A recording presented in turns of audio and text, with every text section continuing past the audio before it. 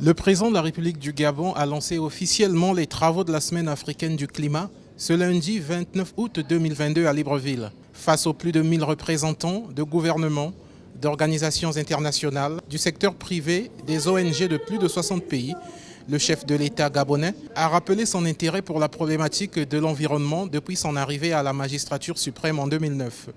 En effet, plusieurs réformes ont permis de jeter les bases d'une économie à faible émission de carbone.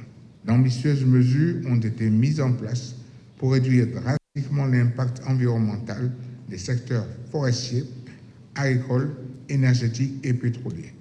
En outre, nos efforts sur la question de conservation ont résolument contribué à élaborer des solutions basées sur la nature afin de répondre de manière efficace à ce fléau qu'est le changement climatique.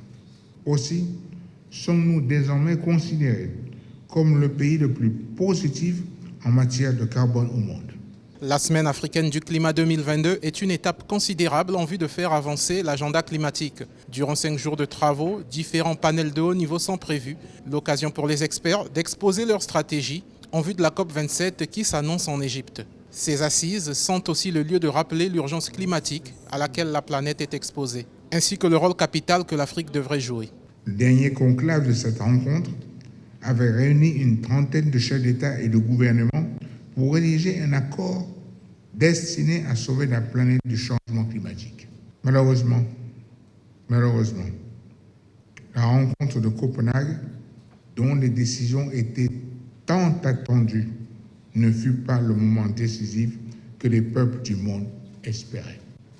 Au contraire, les intérêts souverains de chaque pays ont prévalu sur l'intérêt général. Ainsi, j'ai décidé que mon pays adopterait des mesures concrètes et immédiates pour lutter efficacement contre les changements climatiques. La Semaine africaine du climat de Libreville est une initiative de l'Organisation des Nations Unies pour le climat, en collaboration avec les partenaires mondiaux tels que le Programme des Nations Unies pour le développement, le Programme des Nations Unies pour l'environnement et le groupe de la Banque mondiale. Elle implique également l'Union africaine, la Banque africaine de développement et la Commission économique des Nations Unies pour l'Afrique.